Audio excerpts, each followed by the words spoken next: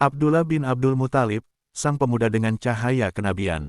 Pada suatu masa di tanah Makkah yang masih dikelilingi aroma kemusyrikan, hiduplah seorang pemuda dari kabilah Quraisy yang bernama Abdullah bin Abdul Muthalib. Ia adalah anak kesayangan dari Abdul Muthalib, pemimpin Bani Hashim yang sangat terpandang dan disegani.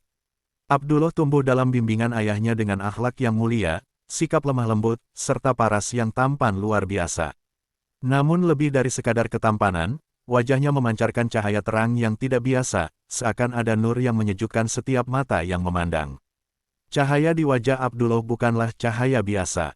Para ahli kitab dari kalangan Yahudi dan Nasrani yang datang ke Makkah dalam perjalanan dagang dan ziarah, mengenali tanda itu. Mereka mendapati bahwa di wajah Abdullah tampak nur kenabian, cahaya warisan dari leluhur yang akan melahirkan Nabi akhir zaman, sebagaimana yang telah mereka baca dalam kitab Taurat dan Injil. Seiring usia remaja Abdullah beranjak ke masa muda, kabar tentang ketampanan dan keindahan akhlaknya menyebar luas. Banyak wanita dari kalangan Quraisy memujanya, namun tidak sedikit pula wanita dari kalangan Yahudi dan Nasrani yang terpikat, bahkan sampai mengajukan lamaran untuk dinikahinya. Mereka bukan sekadar tertarik pada paras dan perilakunya, tetapi lebih karena mereka meyakini bahwa janin kenabian yang akan mengguncang dunia akan lahir dari rahim istri Abdullah.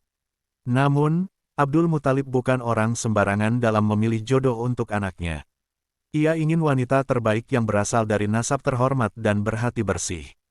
Maka ia memilihkan untuk Abdullah seorang wanita Quraisy yang suci, keturunan terpilih dari Bani Zuhroh, yaitu Aminah binti Wahab, wanita yang kelak menjadi ibu dari Nabi akhir zaman, Muhammad Shallallahu Alaihi Wasallam.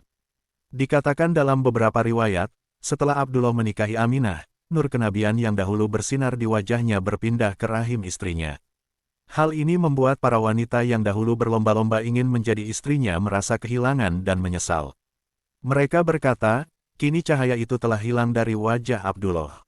Mereka menyadari bahwa mereka telah kehilangan kesempatan besar untuk menjadi bagian dari garis keturunan kenabian. Abdullah hanya hidup singkat setelah pernikahannya.